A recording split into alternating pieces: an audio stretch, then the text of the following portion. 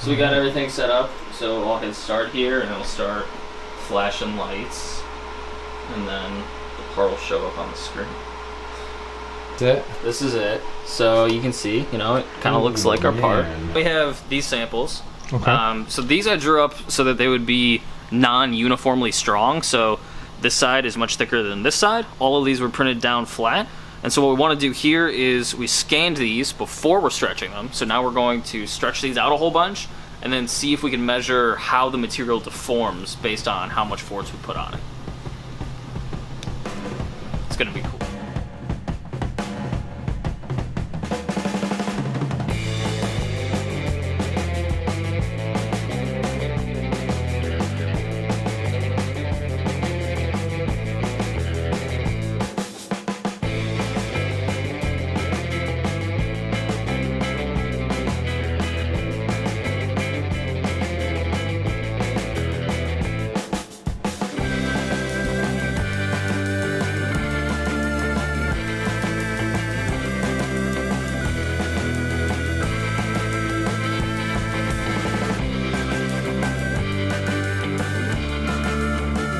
The original one? No, this that's is the the stretched one. That's the stretched one. Okay. So again, this is the permanent deformation. You can see this one's much longer.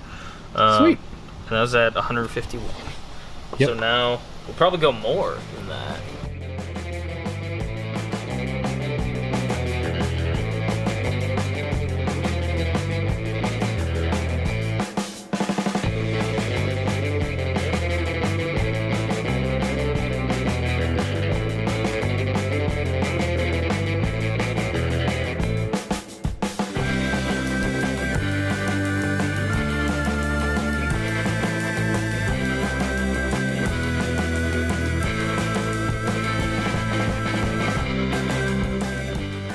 Right.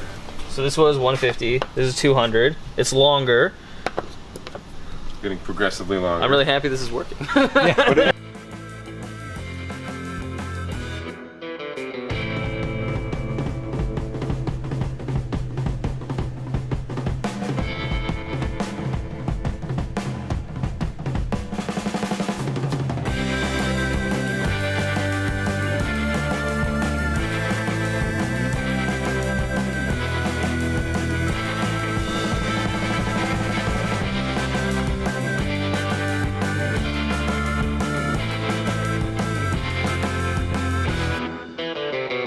So this one's a lot longer, and when you look at kind of this rib, and if you feel this flat part on the inside, it feels a lot thinner. So hopefully, when we 3D scan it, we'll be able to pick up on that on our heat map, and it's a lot longer based on how much force you put on it. 150, 200, or what do we hit?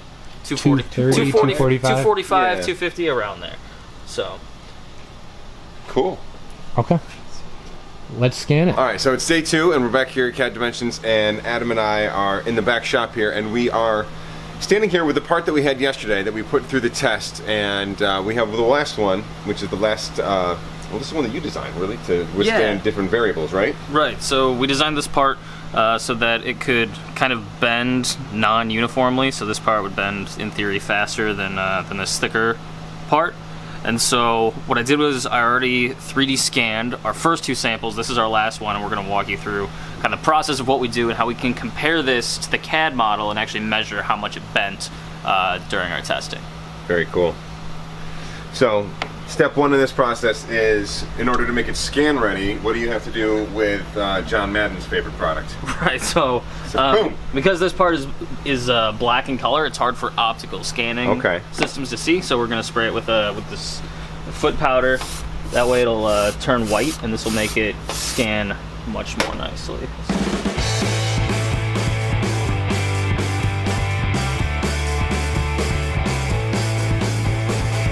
So we're checking to see how much permanent change has happened to our part here after our testing of it, and we're measuring that with a digital scanner. So if we didn't have a 3D scanner, how would we go about trying to gather the difference in the stretch of the material? You could use calipers, and you could like try to take some general measurements. It's gonna be really tough though when you're getting into those finite small details, right? Right, and it's not. The bigger issue is that it's not a straight distortion, I guess, if that makes sense.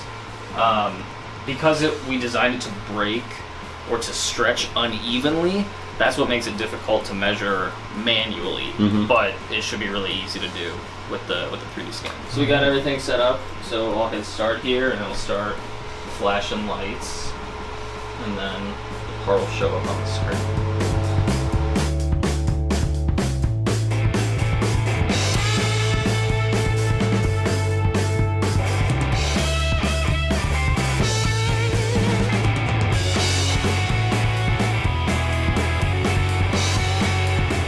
This is it. So you can see, you know, it kind of looks like our part. There's also a bunch of crap around it, but we can clean that up pretty easily. Can you zoom in? I'm just curious. How does it look? Yeah, it looks like the part. That looks strikingly similar. Yeah. To that. It's like it scanned it or something. And you can see it stretched quite a bit just looking at this visually, because it's, you know, longer than the CAD model than what we printed. But what we want to do here is make a 3D heat map, so we'll go to our 3D comparison tool. And so you can see it's really nothing like the original. Okay, so what do these colors mean? You know, I've seen heat maps before mean different things, but what is this showing? So you can set different values on this thermometer on the side of the screen here, but essentially anything that's blue, like this color blue, is 1 millimeter negative based on the CAD model. And so this feature on this side is smaller than what the CAD model dictates it should be. So if there's blue, there's shrinkage. If there's red, it's where it's been bowed out. Pulled, yeah. It's been bowed out of the nominal value that the model describes. Yeah. And so it's always interesting to see kind of what the heat map looks like.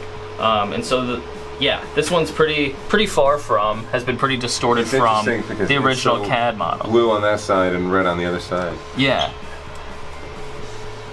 And so you can see that on, like what you were just saying, on the top surface, it's bowed out from the CAD model, and it's indented in on the underside. Right. And so that really shows how it bent in this given direction. So by using Control X and the original 3D model and the 3D scans we made, we can analyze each test sample at different loads on the part and see how the part deformed depending on how much force was applied. This is the type of thing that is really difficult to do by hand or just by looking at the parts, and so typically parts are tested to failure instead of actually analyzing it at different loads over time. On the bottom you can see where the part actually kind of bowed out. The heat map where it's blue will show you where there's less material on the part, and the hotter colors will show you where there's more material on the part. So it shows you where the part kind of moved in the positive and negative direction related to the nominal value that's present in the 3D model. This has been the complete TPU material testing series, at least for now. Thank you for watching.